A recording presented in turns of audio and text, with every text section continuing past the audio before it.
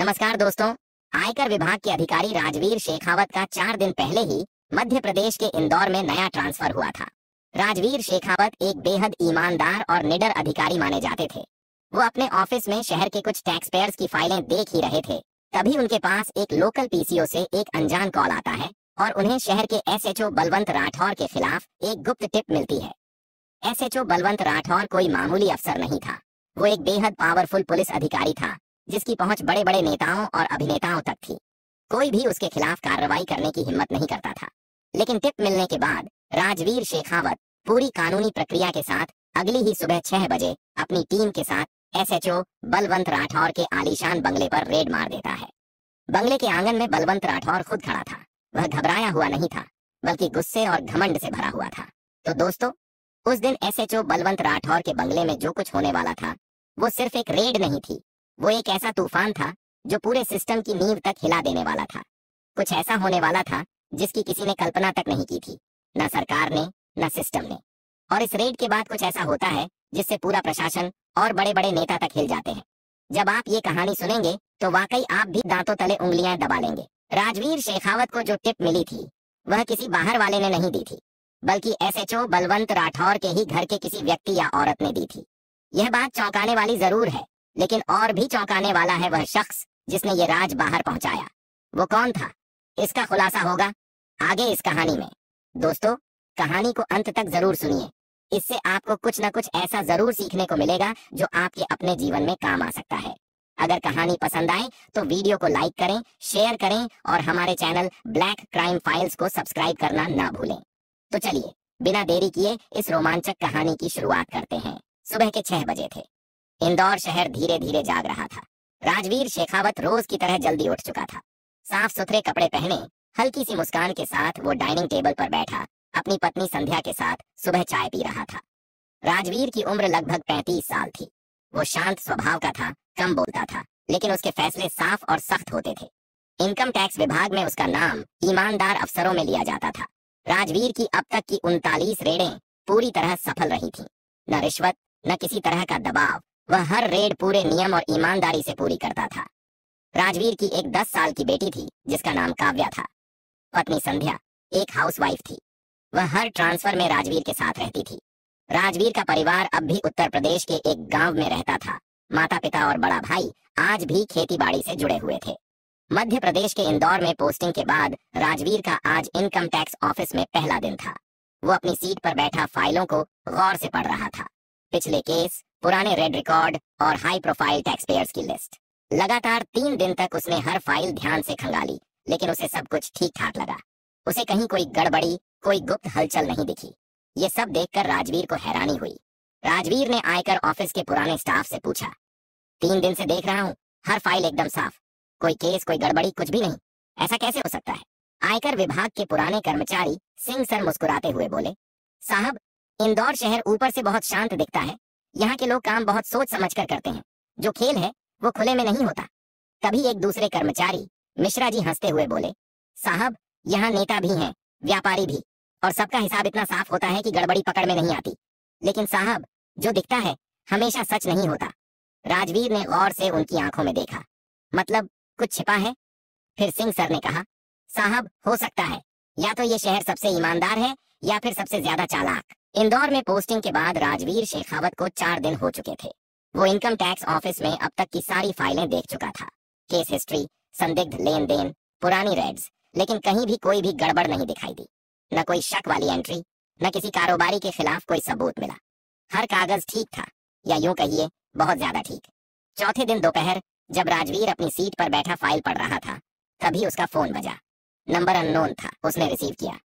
नमस्ते साहब, राजवीर शेखावत बोल रहे हैं? हाँ, राजवीर बोल रहा हूँ, लेकिन आप कौन? नाम जरूरी नहीं है साहब, एक जरूरी सूचना देनी थी आपको। इस शहर के एसएचओ बलवंत राठौर के पास बहुत काला धन है साहब। बड़े बड़े नेताओं के साथ मिलकर गलत काम करके 2 नंबर का पैसा कमाता है, और वो सब पैसा उसने अपने घर में छुपा रखा है।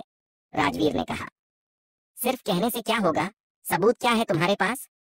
साहब, सबूत और काला धन सब कुछ उसके घर में मिल जाएगा आपको।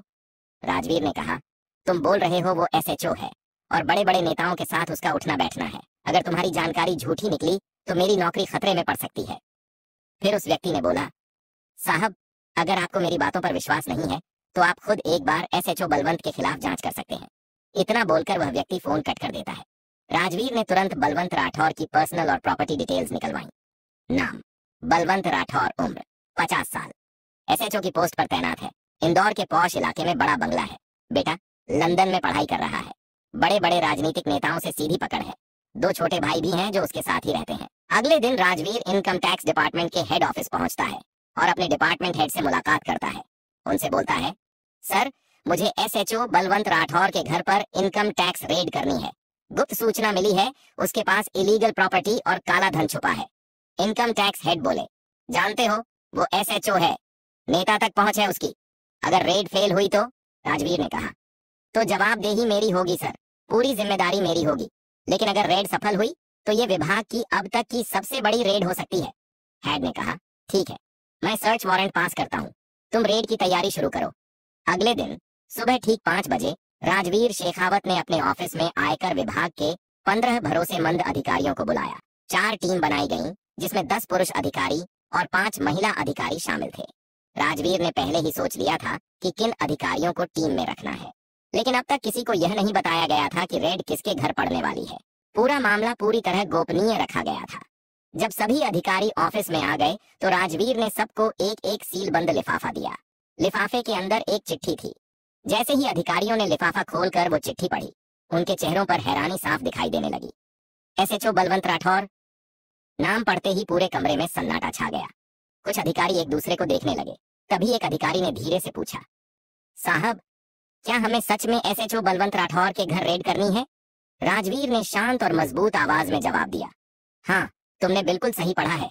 आज की रेड एसएचओ बलवंत राठौर के घर ही है। हर कोई जानता था कि बलवंत राठौर सिर्फ एक पुलिस अधिकारी नहीं है, बल्कि उसकी बड़े बड़े नेताओं से भी अच्छी खासी जान पहचान है। उसके घर पर रेड डालना आसान काम नहीं था, लेकिन राजवीर की आंखों में कोई डर नहीं था। उसने सबको देखा और कहा, हम कानून के हिसाब से काम कर रहे हैं, चाहे सामने एसएचओ हो या मंत्री, कानून सबके लिए बराबर है। राजवीर ने कमरे में एक बॉक्स रखा और कहा, रेड पर जाने से पहले सभी के मोबाइल यहीं जमा होंगे। ये एक सिक्योरिटी प्रोटोकॉल है और रेड पूरी होने के बाद सभी को उनके मोबाइल वापस दे दिए जाएंगे। आज सिर्फ कानून बोलेगा, और वो भी बिना नेटवर्क के। कुछ ही मिनटों में सभी टीमें तैयार हो गईं। सभी अधिकारी गाड़ियों में बैठ गए और रेड के लिए निकल पड़े। सुबह के करीब 5:45 थे। राजवीर शेखावत की टीम एसएचओ बलवंत राठौर के घर के सामने पहुंची। बंगला बहुत बड़ा था, ऊंची दीवारें, भारी और बड़ा सा गेट। गेट में एक छोटी सी खिड़की थी, इतनी जिसमें सिर्फ चेहरा दिख सकता था। राजवीर ने गेट पर जोर से दस्तक दी। ठक ठक ठक। थोड़ी देर बाद उस खिड़की से एक सिक्योरिटी गार्ड ने झांकते हुए पूछा, आप कौन? इतनी सुबह किससे मिलना है आपको? राजवीर ने अपना आईडी कार्ड दिखाया और सीधे कहा, इनकम टैक्स विभाग से हैं। एसएचओ बलवंत राठौर के नाम सर्च वारंट है, अभी इसी वक्त दरवाजा खोलिए। गार्ड भागता हुआ सीधा घर के अंदर एसएचओ बलवंत राठौर के कमरे में पहुंचा, जहां बलवंत राठौर सो रहा था। गार्ड ने धीरे से आवाज दी, साहब, साहब उठिए, बाहर कुछ लोग आए हैं। बलवंत नींद में बोलता है, कौन है सुबह सुबह? फालतू डिस्टर्ब मत कर, उनसे बोल दे 12 बजे के बाद आए। गार्ड थोड़ा हड़बड़ाते हुए बोलता है, साहब, वो इनकम टैक्स वाले हैं, वे बोल रहे हैं आपके नाम सर्च वारंट है। बलवंत एकदम उठ बैठता है, क्या बकवास कर रहा है? Income tax? किसकी हिम्मत हुई मेरे दरवाजे तक आने की? फिर थोड़ी देर सोचने के बाद बलवंत राठौर गार्ड से बोलता है, ठीक है, उन्हें अंदर आने दो। अब मैं बताता हूँ कानून की पावर क्या होता है। अब गेट खुल चुका था। राजवीर शेखावत की टीम एसएचओ बलवंत राठौर के घर में घुस चुकी थी। घर के आंगन में बलवंत खुद खड़ा था, गुस्से और अहंकार से भरा हुआ। उसने गुस्से से पूछा, सुबह सुबह ये क्या ड्रामा है? क्या समझते हो खुद को? एसएचओ के घर में घुसने की तुम्हारी हिम्मत कैसे हुई? राजवीर ने एसएचओ बलवंत राठौर को सर्च वारंट दिखाया और बोला, बलवंत साहब, हमारे पास आपके नाम पुख्ता जानकारी है टैक्स चोरी की। ये इनकम टैक्स डिपार्टमेंट की ऑफिशियल सर्च है, हम कानून के तहत काम कर रहे हैं। बलवंत ने वारंट हाथ में लिया, देखा और बोला, जानता हूं तुम्हारे जैसे अफसरों को। 2 रेड सफल क्या हो गई? खुद को बाप समझने लगे। मैं 25 साल से सिस्टम में हूँ, मेरा फोन उठाने वाले दिल्ली तक बैठे हैं। राजवीर ने उसकी आंखों में देखते हुए कहा, बलवंत साहब, होगा आपका रुतबा, लेकिन कानून आपकी पहचान नहीं देखता, सिर्फ सबूत देखता है और अपराधियों को देखता है। और चाहे कोई मंत्री हो या कोई पुलिस अधिकारी, कानून सबके लिए बराबर है। बलवंत ने कदम आगे बढ़ाया और ऊंची आवाज में बोला, सबूत? किसके कहने पर आए हो यहाँ? किसी नेता के कहने पर, या मुझे नीचा दिखाने के लिए किसी अफसर ने भेजा है तुम्हें? राजवीर ने सख्त आवाज में कहा। बलवंत साहब, मैं किसी का आदमी नहीं हूँ। मैं उस सिस्टम का आदमी हूँ जो उन लोगों से जवाब मांगता है जो टैक्स की चोरी करते हैं। बलवंत भड़क गया, दांत भींच कर बोला, बहुत बोल रहे हो अफसर। जिस नौकरी की अकड़ मुझे दिखा रहे हो ना, ये ज्यादा दिन तक टिक नहीं पाएगी। एक कॉल लगाऊंगा और तुम्हारा ट्रांसफर तो क्या, सस्पेंशन का ऑर्डर आज ही निकल जाएगा। राजवीर 2 कदम और आगे बढ़ा, बिल्कुल पास जाकर बोला, देखिए अब बहुत हो गई आपकी धमकी। हम लोग यहाँ आपकी धमकी सुनने नहीं आए हैं। हमें हमारा काम करने दीजिए और रेड में हमारा सहयोग करे, वरना हमें पुलिस बल की सहायता लेनी पड़ेगी। बलवंत कुछ पल खामोश रहा। वो समझ चुका था सामने जो अफसर खड़ा है वह डरने वाले में से नहीं है। उसने कहा, ठीक है कर लो रेड, लेकिन कुछ मिलने वाला नहीं है। इस घर से खाली हाथ ही लौटोगे। और याद रखना, मैं भी एसएचओ हूँ, फिर मैं तुम्हें अच्छे से सिखाऊंगा रेड कैसी की जाती है। इसके बाद राजवीर ने कहा, सबसे पहले घर में जितने भी लोग हैं, आदमी औरतें या बच्चे, सबको हॉल में बुलाइए। बलवंत ने अपनी पत्नी को आवाज लगाई, शारदा सबको नीचे बुलाओ। कुछ ही देर में घर के सारे सदस्य एक एक कर हॉल में आ गए। राजवीर ने सबका परिचय लिया।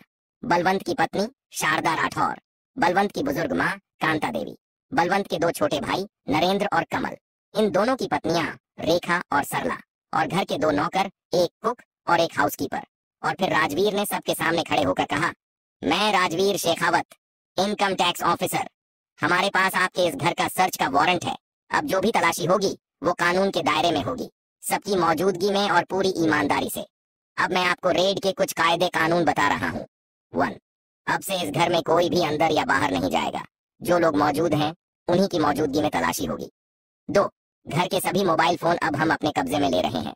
कोई भी कॉल या मैसेज रेड के दौरान नहीं कर सकता। रेड के बाद फोन आपको वापस लौटा दिए जाएंगे। 3, लैंडलाइन टेलीफोन की तार भी काट दी जाएगी। 4, अगर कोई भी चीज, कागज, कैश, गहना या दस्तावेज जब्त किया जाएगा तो उसकी लिस्ट बनेगी और आपको उसकी रसीद दी जाएगी। 5, घर की हर तलाशी की वीडियो रिकॉर्ड की जाएगी। 6, महिला सदस्यों की तलाशी सिर्फ महिला अफसर लेंगी। आपकी इज्जत और निजता का पूरा ध्यान रखा जाएगा। 7, अगर कोई जरूरी दवा या हेल्थ से जुड़ी चीज हो तो हमें बताएं, हम उसका ध्यान रखेंगे। इसके बाद राजवीर ने 4 टीमें बनाई और बोला, टीम ए ग्राउंड फ्लोर चेक करेगी, टीम बी फर्स्ट फ्लोर के कमरे चेक करेगी, टीम सी स्टोर रूम और टेरेस चेक करेगी, टीम डी लॉकर, मंदिर और ऑफिस वाला कमरा चेक करेगी। हर टीम में महिला अफसर भी थीं, ताकि महिलाओं की तलाशी भी नियम से हो। रेड शुरू हो चुकी थी। राजवीर की टीम अलग अलग हिस्सों में बंट गई थी। कोई अलमारी चेक कर रहा था, कोई बेड के नीचे चेक कर रहा था, कोई रैक देख रहा था, बेडरूम के गद्दे तक काट कर देखे गए, कुछ भी नहीं छोड़ा गया। पहला दिन सुबह 6 बजे से शाम के 6 बजे तक तलाशी हुई। किचन के सभी डब्बे एक कर चेक किए गए। चावल, आटे की बोरी, मसाले के डब्बे सब उलट पलट कर देखे गए। सोफे तक फाड़ कर चेक किए गए। स्टोर रूम में पुराने इलेक्ट्रॉनिक सामान रखे थे, वीसीआर, बंद ट्रंक, टूटी हुई कुर्सियां, सब धूल से भरे, लेकिन कहीं भी कुछ नहीं मिला। दूसरा दिन नए सिरे से चेकिंग शुरू हुई। बलवंत की मां के कमरे में रखे पुराने बक्सों की जांच की गई। पूजा की जगह पर भी टॉर्च से चेक किया गया। दीवारों को थपथपा कर चेक किया गया, कहीं कोई छिपा चेंबर तो नहीं है। टेरेस, पानी की टंकी, पीछे की स्टोर जैसी जगहें टीम लगातार सर्च कर रही थी, लेकिन अभी तक किसी को कुछ नहीं मिला था। हर अफसर का चेहरा गंभीर था। हर किसी के मन में बस एक ही सवाल चल रहा था, क्या राजवीर साहब को किसी ने टिप झूठी दी थी? लेकिन राजवीर चुप था। उसकी आंखें अभी भी हर चीज को ध्यान से देख रही थीं। एक जूनियर अफसर ने धीमे से राजवीर से कहा, सर 2 दिन हो गए, कुछ भी हाथ नहीं लगा। लगता है किसी ने आपको गलत टिप दी है। राजवीर सिर्फ इतना बोला, घर जितना साफ दिखता है उतना है नहीं, कुछ ना कुछ जरूर छिपा है, लेकिन कैसे और कहां ये हमें ढूंढना है। अब माहौल थोड़ा तन्ना हुआ था। बलवंत के घर वाले भी ताने मार रहे थे, टीम भी थकी हुई थी, पर राजवीर अब भी शांत था, जैसे किसी बहुत गहरे राज को पकड़ने की तैयारी में हो। दूसरे दिन की शाम थी, सूरज ढल रहा था। रेड को पूरे 36 घंटे हो चुके थे, लेकिन हाथ कुछ नहीं लगा था। राजवीर शेखावत बंगले की टेरेस पर अकेला खड़ा था। वो खुद से सवाल कर रहा था, इतना पक्का सुराग था, फिर भी कुछ क्यों नहीं मिला? क्या हम घर की कोई जगह मिस कर रहे हैं, या बलवंत ने सारा काला धन घर से बाहर कहीं सीक्रेट जगह पर छुपा रखा है? उसने दूर तक नजर दौड़ाई, लेकिन कहीं कुछ गड़बड़ नहीं दिखाई दी। वो धीरे धीरे सीढ़ियों से नीचे उतरा। इस बार उसके कदम गार्ड रूम की तरफ मुड़े। उसने सोचा, चलो गार्ड से बात करता हूँ, शायद कोई सुराग वहीं से मिल जाए। जैसे ही वो गेट के पास पहुंचा, वहां तैनात गार्ड ने उसे देखकर कहा, साहब अभी कुछ देर पहले एक आदमी आया था, उसने ये टिफिन मुझे दिया और कहा, ये सिर्फ इनकम टैक्स अफसर राजवीर शेखावत साहब को देना है। राजवीर चौंक गया और बोला, कौन था वो? नाम पूछा। गार्ड ने सिर हिलाया। नहीं साहब, वो बहुत जल्दी में था, बस टिफिन देकर चला गया। उसके सिर पर लाल रंग की टोपी थी, शायद बाइक से आया था। राजवीर ने टिफिन को ध्यान से देखा और सोचा, आखिर ये दे कौन सकता है। उसने गार्ड रूम में ही बैठकर टिफिन खोला। टिफिन में 2 डब्बे थे। पहले डब्बे में सिर्फ एक ताजा सेब रखा था, दूसरे डब्बे में एक नक्शा और एक मोड़ा हुआ लेटर था। राजवीर ने लेटर खोला। उसमें लिखा था, शेखावत साहब, यह इस घर का नक्शा है। इस नक्शे को ध्यान से देखिए, इसी में उस काले धन का राज छिपा है जिसे आप लोग ढूंढ नहीं पा रहे हैं। राजवीर ने नक्शा ध्यान से देखा, लेकिन उसे कुछ खास समझ नहीं आया। तभी पास खड़े गार्ड ने झांक कर देखा और बोला, साहब, ये तो इस घर का नक्शा लगता है। राजवीर ने सिर हिलाया। हाँ, बिल्कुल इस घर का ही है। राजवीर नक्शा लेकर एसएचओ बलवंत राठौर के बंगले की छत पर गया। वह छत पर खड़ा होकर पूरे घर को देख रहा था और बार बार नक्शे से तुलना कर रहा था। तभी राजवीर की नजर घर के आंगन में बने एक बड़े टॉयलेट पर पड़ी। इस टॉयलेट का डिजाइन नक्शे में नहीं था। राजवीर ने अपने आप से कहा, इस टॉयलेट का डिजाइन नक्शे में क्यों नहीं है? और जब हर कमरे में अटैच टॉयलेट है तो फिर ये अलग से टॉयलेट क्यों बनवाया गया? उसे यह बात खटक गई। वह तुरंत नीचे उतरा और गार्ड से पूछा, ये आंगन वाला टॉयलेट कब बना? गार्ड ने जवाब दिया, साहब, ये तो एसएचओ साहब ने कुछ महीने पहले ही बनवाया था। उनकी माँ ने भी मना किया था कि इसकी जरूरत नहीं है, लेकिन साहब ने जिद करके बनवाया और तब से आज तक किसी ने उसका इस्तेमाल नहीं किया। ये पूरे समय बंद ही रहता है। राजवीर का शक अब यकीन में बदल रहा था। राजवीर ने तुरंत टीम को आदेश दिया, इस टॉयलेट को ध्यान से सर्च करो। टीम ने दीवारें, अलमारी, पाइपलाइन सब चेक किया, लेकिन कुछ नहीं मिला। अब खुद राजवीर टॉयलेट के अंदर गया। उसने चारों तरफ देखा और फिर जमीन पर जोर से पैर पटका। धप! एक अलग सी खोखली आवाज आई। राजवीर समझ गया, नीचे कुछ छुपा है। उसने तुरंत आदेश दिया, टॉयलेट का फ्लोर तोड़ो। मजदूरों ने फर्श तोड़ना शुरू किया। कुछ देर में एक बड़ा लोहे का ढक्कन दिखा। जब ढक्कन हटाया गया तो सबकी आंखें फटी की फटी रह गईं। नीचे एक लगभग 10 फीट गहरा और चौड़ा छुपा हुआ तहखाना था। उसमें प्लास्टिक की थैलियों में पैक नोटों के बंडल और एक बॉक्स में सोने की बिस्किट भरे हुए थे। इतने में एसएचओ बलवंत राठौर वहां आ पहुंचा। वो छुपा खजाना देखकर सन्न रह गया। इन्हें इस जगह के बारे में कैसे पता चला? बलवंत ने मन में सोचा। फिर वो राजवीर के पास आया और धीरे से बोला, ऑफिसर, 1 मिनट अकेले में बात करनी है।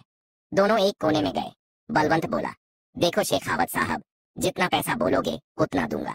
इस रेड को यहीं रोक दो। न कोई रिकॉर्ड बनेगा, न कोई मामला आगे बढ़ेगा। हम दोनों फायदे में रहेंगे। राजवीर ने उसे घूरते हुए कहा, शर्म नहीं आती तुम्हें? कानून की वर्दी पहनते हो और रिश्वत की बात करते हो। मैं वो अफसर नहीं जो बिक जाए। अब तुम जितना छिपाओगे मैं उतना ही खोद कर निकालूंगा। राजवीर ने तुरंत आदेश दिया, घर के बाकी सभी टॉयलेट्स दोबारा चेक किए जाएं। जांच में बलवंत राठौर के कमरे के टॉयलेट के नीचे से भी काफी मात्रा में कैश, सोने के बिस्किट और गहने बरामद हुए। हालांकि बाकी टॉयलेट्स में कुछ नहीं मिला। जब बलवंत से इन धन दौलत का हिसाब मांगा गया, वो चुप था। कोई कागजात, कोई दस्तावेज, कोई हिसाब बलवंत के पास नहीं था। सारा पैसा काला धन था जो उसने रिश्वत और नेताओं की सांठगांठ से इकट्ठा किया था।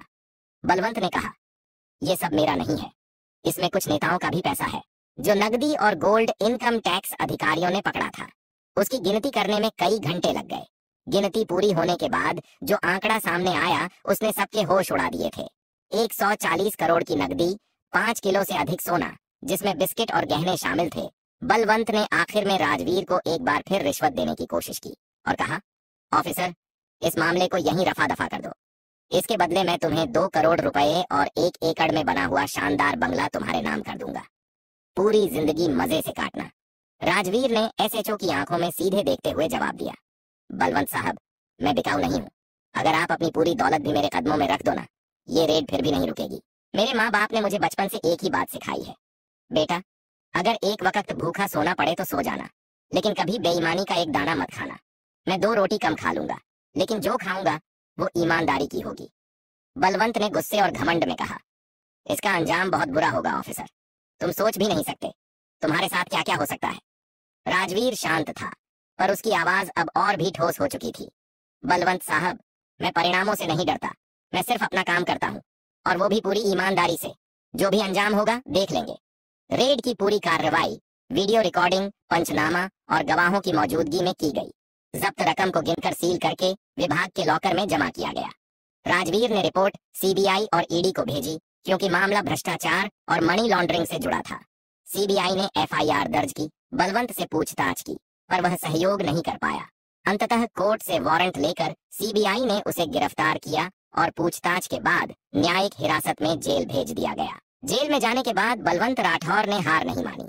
उसने वहीं से कई बड़े नेताओं को फोन लगाए जिनके साथ वो सालों से उठता बैठता था, जिनके काले पैसे उसने अपने घर में छिपा रखे थे। वो उम्मीद कर रहा था कि अब ये नेता उसे बचाने आएंगे, लेकिन हुआ इसके ठीक उल्टा। हर नेता ने साफ शब्दों में कह दिया, माफ करना बलवंत, ये मामला अब सेंट्रल गवर्नमेंट के हाथ में है, हम कुछ नहीं कर सकते। असल बात ये थी कि अगर उन नेताओं ने उसे बचाने की कोशिश की होती तो शक सीधा उन पर भी आ जाता और इनकम टैक्स की नजर उनके घरों तक भी पहुंच जाती।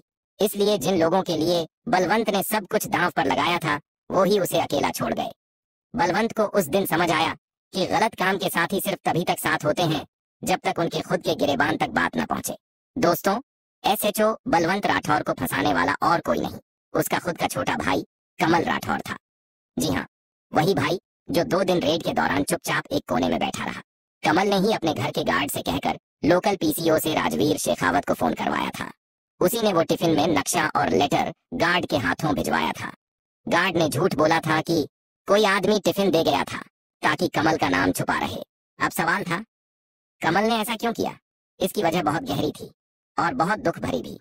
बलवंत राठौर के पिताजी की जो दादा लाई जमीन थी, वो तीनों बेटों में बराबर बंटनी थी, बलवंत, नरेंद्र और कमल में। लेकिन बलवंत ने अपने एसएचओ बनने के बाद पूरी जमीन अपने नाम और अपनी पत्नी के नाम करवा ली थी। छोटे भाइयों को एक टुकड़ा तक नहीं दिया था, बल्कि उन्हें बराबरी का हक देने के बजाय घर में उनके साथ नौकर जैसा बर्ताव करता था। अगर कभी कमल या नरेंद्र अपने हक की बात करते थे तो बलवंत गुस्से में कहता, मैं एसएचओ हूँ, तुम्हें जेल में डलवा दूंगा, ज्यादा बोले तो देख लेना अंजाम क्या होगा। बलवंत का रवैया ऐसा था कि जैसे ये सारी जायदाद सिर्फ उसी का हो। छोटे भाइयों की कोई इज्जत नहीं थी, न राय ली जाती थी, न हिस्सेदारी दी जाती थी। धीरे धीरे कमल के मन में गुस्सा, चोट और बेबसी घर कर गई और एक दिन उसने सोच लिया, जब ये हमें घर में हक नहीं देगा तो हम ही इसे उसके घमंड से नीचे गिराएंगे। और इसी सोच के साथ कमल ने पूरी योजना बनाई, राजवीर शेखावत तक सही जानकारी पहुंचाई और एसएचओ बलवंत राठौर की सबसे बड़ी सच्चाई सबके सामने ला दी। दोस्तों, रिश्तों में जब अन्याय होता है तो खून के रिश्ते भी एक दिन बगावत बन जाते हैं। घमंड और लालच, चाहे किसी के पास कितना भी पद और पावर हो, एक ना एक दिन टूटता ही है। इस बड़ी रेड और ऐतिहासिक रिकवरी के बाद income tax officer Rajveer Shekhawat की ईमानदारी और बहादुरी की चर्चा पूरे राज्य में होने लगी। इनकम टैक्स डिपार्टमेंट के हेड ने भी राजवीर को इस सफल रेड के लिए बधाई दी। अखबारों में उसके इंटरव्यू छपे, न्यूज चैनलों ने उसकी ईमानदारी के किस्से सुनाए। लोगों ने जाना कि जो अफसर सही में ईमानदार आदमी होता है उसे कोई खरीद नहीं सकता। दोस्तों, सच्चाई कभी हारती नहीं है। राजवीर जैसे अफसर साबित करते हैं कि अगर नीयत साफ हो तो सबसे ताकतवर सिस्टम को भी झुकाया जा सकता है। कानून से बड़ा कोई नहीं होता। एसएचओ जैसे ऊंचे पद पर बैठे व्यक्ति को भी जेल जाना पड़ा, क्योंकि कानून सबके लिए बराबर है। जनता की उम्मीद जिंदा है। जब तक देश में राजवीर जैसे अधिकारी हैं, लोगों का सिस्टम में भरोसा बना रहेगा। दोस्तों, 1 साल बाद राजवीर शेखावत का ट्रांसफर बिहार के पटना शहर में हो जाता है।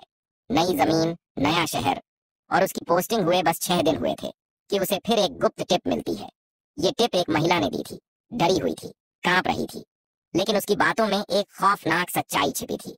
जिसका नाम उसने लिया वो कोई आम आदमी नहीं था, वो था बिहार का बाहुबली मंत्री। एक ऐसा नाम जिसका जिक्र भी लोग धीमी आवाज में करते हैं, जिसके खिलाफ बोलना खुद की जिंदगी से खेलने जैसा है। उस मंत्री के बारे में कहा जाता है, वो मंत्री सिर्फ राज ही नहीं करता बल्कि डर भी फैलाता है। अगर कोई उसकी फाइल तक छू ले तो या तो इस अधिकारी का ट्रांसफर होता है या अधिकारी गायब हो जाता है। और अब उस पर रेड करने जा रहा है राजवीर शेखावत। ये रेड सिर्फ दस्तावेजों की नहीं होगी, ये भिड़ंत होगी ईमानदारी बनाम आतंक की। अब सवाल ये है, क्या राजवीर इस खतरनाक मंत्री के खिलाफ सबूत जुटा पाएगा? कौन है वो महिला जिसने हिम्मत दिखाई, या इस बार वो खुद किसी बड़ी साजिश में फंस जाएगा? और रेड 2 में क्या कोई ऐसी सच्चाई सामने आएगी जो पूरे सिस्टम को हिला देगी? अगर आप देखना चाहते हैं राजवीर शेखावत की अब तक की सबसे खतरनाक रेड, तो ज्यादा से ज्यादा लोग कमेंट में लिखें रेड 2, ताकि हम आपके लिए लेकर आए वो कहानी जहां एक तरफ बिहार के बाहुबली मंत्री है जो सिर से लेकर पांव तक भ्रष्टाचार में डूबा हुआ है, और दूसरी तरफ एक अकेला ईमानदार अफसर है। दोस्तों, इस कहानी को सुनाने का उद्देश्य किसी को परेशान करना, किसी का दिल दुखाना नहीं है। इसका उद्देश्य केवल आपको सचेत करना और जागरूक करना है। अगर कहानी पसंद आई हो तो वीडियो को लाइक व शेयर करें। अगर आपने अभी तक हमारे चैनल को सब्सक्राइब नहीं किया है तो कृपया सब्सक्राइब कर लें, ताकि ऐसे रोचक कहानियां सबसे पहले आप लोगों तक पहुंच सके। जल्दी मिलते हैं नई कहानी के साथ। जब तक अपना और अपने परिवार का ख्याल रखें। धन्यवाद। जय हिंद।